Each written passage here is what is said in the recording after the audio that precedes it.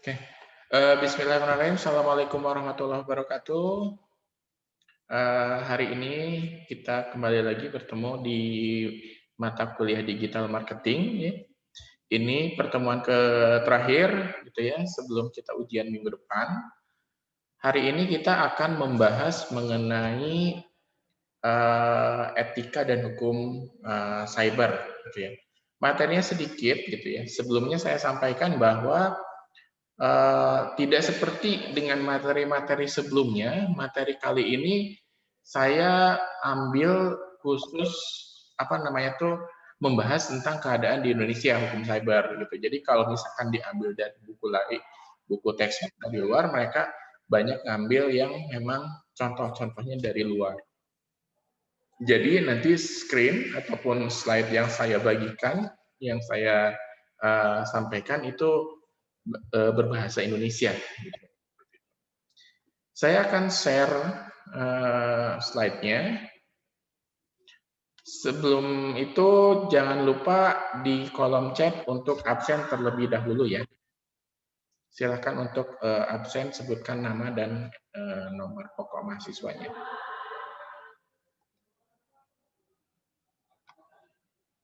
Oke, seperti yang Anda lihat di apa namanya, di laptop Anda atau di gadget Anda, bahwa di sini akan membahas mengenai digital marketing, pertemuan terakhir yaitu mengenai cyber law atau hukum cyber, lebih lengkapnya etika dan hukum cyber. Nah, materinya sedikit gitu ya, jadi kita akan sangat singkat sekali untuk hari ini. Jadi teman-temannya tolong untuk segera di-invite, untuk segera mendengarkan karena materi kita akan selesai sebelum azan maghrib. Nah, etika, apa sih etika gitu ya? Etika itu kalau misalkan secara ininya di sini adalah etiket gitu ya. Nah, kalau di internet sebutnya netiquette gitu. Jadi etika di internet atau netiquette berasal dari kata net, itu network atau jaringan atau internet gitu ya. Etiket itu adalah nilai atau yang diterapkan dalam komunikasi di dunia cyber. Maka etika dalam dunia cyber disebutnya netiquette gitu ya. Netiquette ini sebuah konvensi atas norma yang secara filosofi sih dia aturan atau standar biasa yang dipakai untuk komunikasi. Nah, komunikasi di mana? Otomatis komunikasinya di dalam jaringan atau komunikasi daring. Di sini dimaksudkan adalah etika berinternet sekaligus perilaku sosialnya dalam media online. Itu berdasarkan Tarlau di bukunya yang dibuat oleh Nasrullah ya. Seperti itu. Nah, kenapa sih perlu beretika dalam cyber itu? Pertama, karena lingkungan cyber itu kan lebih luas ya cakupannya, sehingga dia lebih heterogen, lingkungannya lebih berbeda-beda. Terus komunikasi yang terjadi lebih cenderung didominasi oleh teks biasanya, gitu ya. Memerlukan pembentukan, ada encodingnya, ada penafsirannya, sehingga muncul icon emoticon yang bisa mengurangi kesalahpahaman. Biasanya itulah kenapa ada muncul emoticon itu. Nah, etika berinternet sendiri juga diperlukan ketika berada di dunia virtual. Ini untuk memahami kewajibannya, haknya apa gitu ya, warga negara di dunia virtual itu seperti apa, digital citizenship gitu ya. Kalau kalian lebih mengenalnya netizen kali ya, gitu ya. Netizen sekarang nih, wah, nah harus beretika gitu ya. Kalau dalam digital citizenship itu beda dengan kalau lihat di medsos kalian gitu ya, memang para netizennya kalian bisa menilai itu sendiri gitu ya. Nah, di sini juga kenapa ada etika, karena dalam dunia cyber juga memfasilitasi pengguna atau institusi bisnis gitu ya, ada di situ proses bisnis. Nah, sehingga terbentuklah sebuah cyber law gitu ya. Cyber law atau hukum cyber merupakan aspek hukum yang istilahnya dari kata cyberspace awalnya. Cyberspace law gitu ya. Jadi ruang lingkupnya tuh berhubungan dengan perorangan, subjek hukum yang menggunakan memanfaatkan teknologi gitu. Jadi pada saat kita online gitu ya, itulah kita mulai masuk ke dunia cyber atau dunia maya. Nah, itu dikenal kita sudah di bawah atau terkena pengaruh dari cyber law. Nah, negara yang maju gitu ya, mereka menggunakan internet itu untuk memfasilitasikan setiap aspek kehidupan. Tidak hanya di negara-negara yang maju seperti Amerika, Inggris gitu ya. Nah, di Indonesia juga sama. Sekarang sudah mulai beralih ke sistem online atau ke dunia maya. Sehingga dibentuklah hukum cyber gitu ya. Dalam pelajaran dalam mata kuliah elektronik bisnis ini pernah dibahas singkat gitu ya mengenai UU ITE gitu ya, hukum cyber. Di digital marketing juga dibahas kembali. Ruang lingkupnya cyber law itu pertama ada dua bagian besar, yaitu electronic commerce dan juga domain name-nya.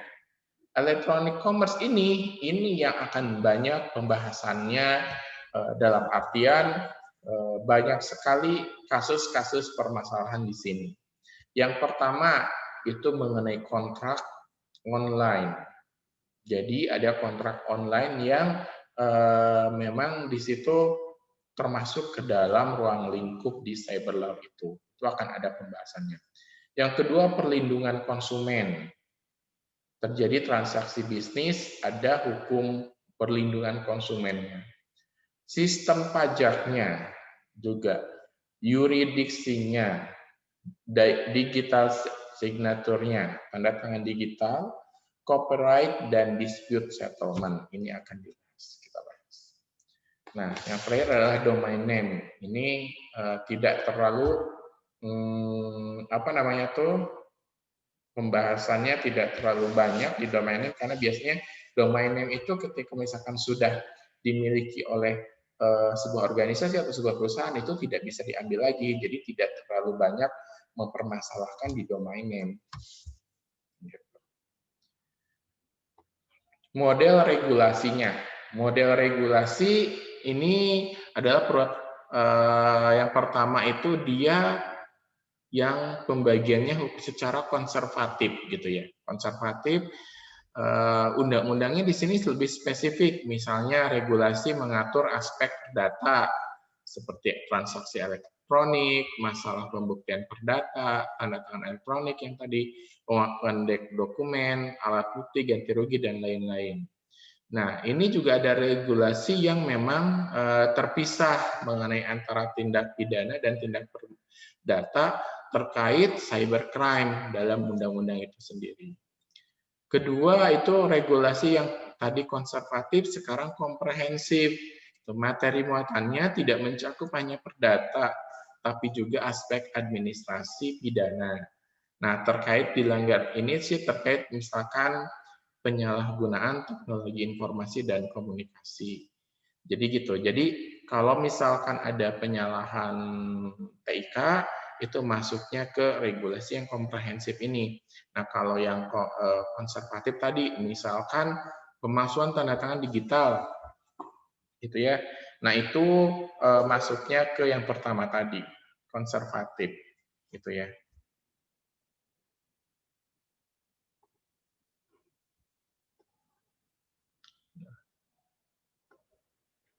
Oh ya, misalkan gini, ini kasus beberapa kasus ya, kalau di regulasi ini contoh si perusahaan dia melakukan transaksi elektronik dan melakukan penipuan terhadap pelanggannya, maka itu bisa diselesaikan secara konservatif, gitu ya, konservatif.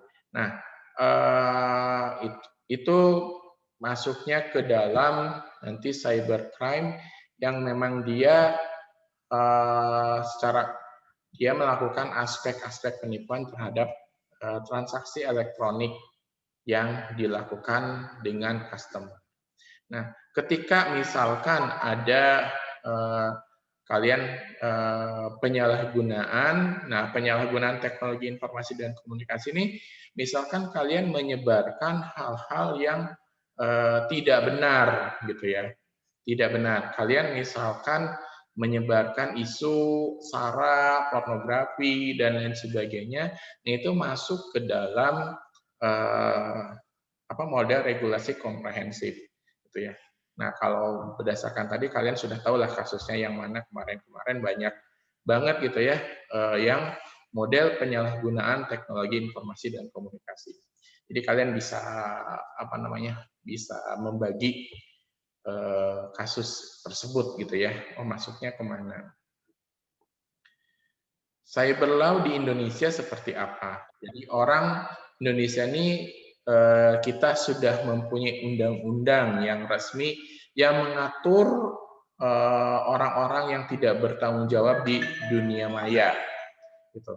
Cyber law-nya itu adalah UU ITE gitu ya, yang kita Undang-Undang Informasi dan Transaksi Elektronik. Ya. Nah, sebenarnya Indonesia itu termasuk kita kategorinya negara yang tertinggal dalam pengaturan UU ITE ya, dibandingkan negara-negara maju yang termasuk di ASEAN sendiri.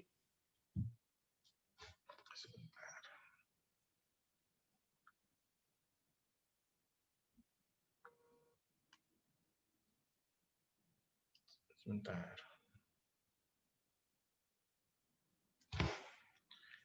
Nah, secara garis besar UU ITE yang ada di Indonesia gitu ya, itu mengatur hal-hal sebagai berikut. Yang pertama, tanda tangan elektronik gitu ya. Digital signature di sini yang memiliki kekuatan hukum gitu ya. Nah, di sini juga disesuaikan dengan ini disesuaikan dengan Electronic ASEAN Framework Guidelines, di mana ketika pengaturannya ini, ketika membuat hukum untuk tanda tangan konvensional yang dirubah ke elektronik, ini ada acuan dari Electronic ASEAN Framework Guidelines. Yang kedua, yang diatur dalam UU ITE itu adalah alat bukti elektronik diakui sebagai alat bukti lainnya yang diatur dalam KUHP. Jadi ada alat bukti elektronik yang memang diatur dalam KUHP. Yang ketiga, UU ITE berlaku untuk setiap orang yang melakukan perbuatan hukum. Artinya di sini yang mengatur orang-orangnya, baik yang ada di Indonesia maupun di luar Indonesia yang memiliki akibat hukum di Indonesia. Artinya ketika orang yang di luar Indonesia tapi memang berimbas ke hukum di Indonesia, maka dia terkena UU ITE ini. Selanjutnya adalah pengaturan nama domain tadi ya, domain dan hak kekayaan intelektual. Bagaimana penerapannya cyber law di Indonesia? Tadi gitu ya, penerapan yang diterapkan di sini adalah satu, perlindungan hukum terhadap konsumen gitu ya. Jadi yang diterapkan cyber law di Indonesia itu perlindungan hukum terhadap konsumen, yang kedua terhadap data pribadi dan privacy, yang ketiga kejahatan cybercrime, yang keempat spam, ketika ada mereka melakukan spam atau membuat spam gitu ya. Yang kelima, peraturan materi online muatan dalam suatu situs. Jadi konten di sini juga diatur, ada ketentuannya. Hak cipta kekayaan intelektual udah jelas, atau digital copyright itu ada. Penggunaan nama domain lagi, electronic contracting tadi ya, kontrak elektronik, dan online dispute resolution. Itu ada 9 yang diterapkan di dalam cyber law di Indonesia. Nah, ada pasal-pasal nih yang dilarang, gitu, yang dijelaskan di dalam UU ITE. Yang pertama, ini bisa dilihat nih, ada beberapa pasal di dalamnya mengenai asusila. Ini kita berbicara kejahatan cyber ya, asusila online, perjudian online, penghinaan secara online, pemerasan, hoax atau berita bohong, menyesatkan, berita ujaran kebencian dan permusuhan, ancaman kekerasan. Jadi ketika misalkan ada ancaman kekerasan yang online menakut-nakuti, terus dia ada juga yang mengenai akses kepada komputer ke pihak lain, melakukan tracking gitu ya, penyadapan, perubahan, penghilangan informasi, pemindahan, perusakan dan membuka rahasia tanpa izin gitu ya. Terus ada virus menyebarkan, membuat sistem tidak bekerja gitu ya. Terus menjadikan dokumen ini seolah dokumen otentik gitu ya. Artinya pemalsuan dokumen itu di kategorinya cybercrime gitu ya. Diatur dalam bab 7 pasal 27 sampai ke 37. Nah, penanggulangan cybercrime. Sebentar.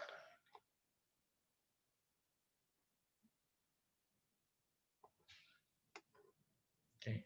Penanggulangan cybercrime. Beberapa langkah yang memang harus dilakukan oleh setiap negara ketika mengalami untuk menanggulangi cybercrime ini. Yang pertama, otomatis hukum pidana nasional atau beserta hukum acaranya itu diselaraskan atau dimodernisasi dengan internasional terkait kejahatan yang terjadi di lingkungan. Yang kedua, meningkatkan sistem pengamanan jaringan komputer nasional dengan standar internasional. Yang ketiga, meningkatkan pemahaman serta keahlian aparatur penegak hukumnya dalam upaya pencegahan, investigasi, dan penuntutan perkara berhubungan dengan cybercrime. Yang keempat, meningkatkan kesadaran warganya mengenai masalah cybercrime ini dan pentingnya mencegah kejahatan terjadi. Jadi kita harus aware bahwa cybercrime ini ketika kita masuk dunia maya atau online, dunia digital, itu kita ada hukumnya. Jadi jangan sampai nih ketika kalian melakukan apalagi terkait bisnis gitu ya, karena kita konteksnya di sini adalah digital marketing untuk bisnis.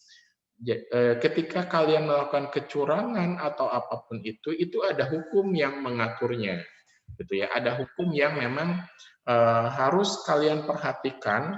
Ada kaidah-kaidah ataupun norma yang harus diperhatikan sehingga kalian tidak asal-asalan.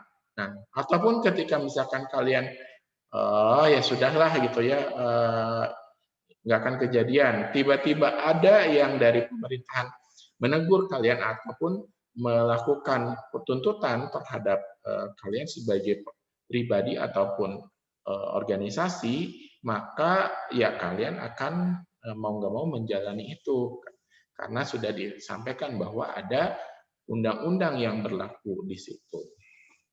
Nah, itu sekilas mengenai etika dan hukum cyber.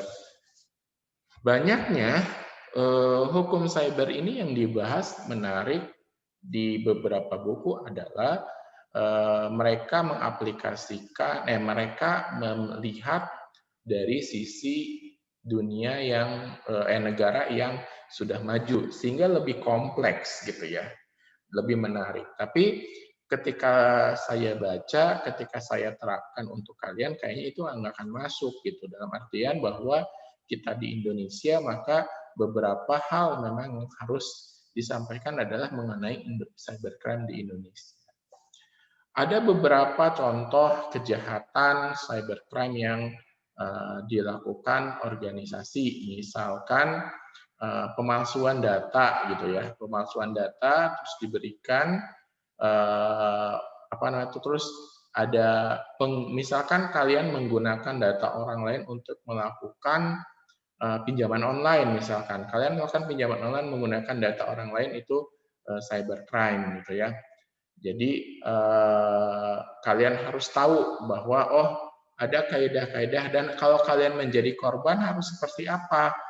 Kalian juga harus tahu langkahnya bahwa ketika saya menjadi korban cybercrime bahwa di sini sudah ada di Polri itu bagian cybercrime. Jadi kalian tinggal lapor saja kalau kalian merasa dirugikan, kalian merasa nama baik kalian dicemarkan, gitu ya.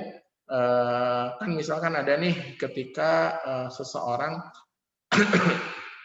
tahun tahun lalu ya, tahun lalu atau 2 tahun yang lalu, banyak orang yang mengalami kejadian dari pinjaman online. Nah, dia merasa dipermalukan gitu ya, karena semua datanya atau dia nama baiknya dicemarkan.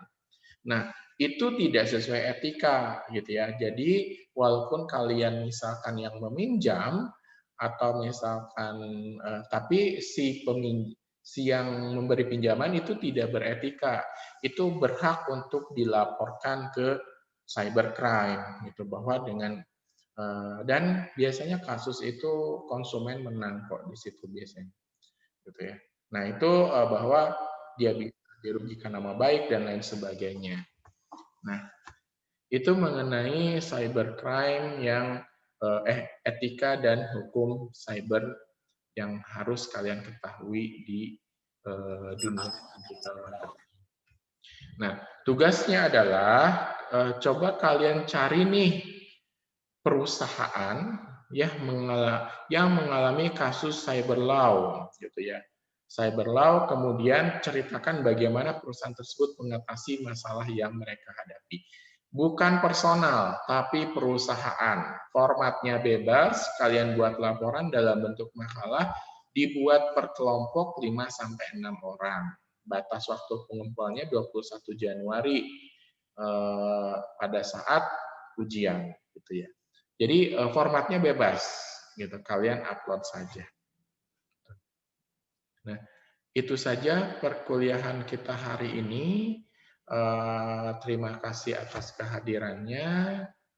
Sebentar sebelum berlanjut, saya ingatkan kembali untuk absen di kolom chat dan kita akan screen capture. Jadi tolong dibuka videonya.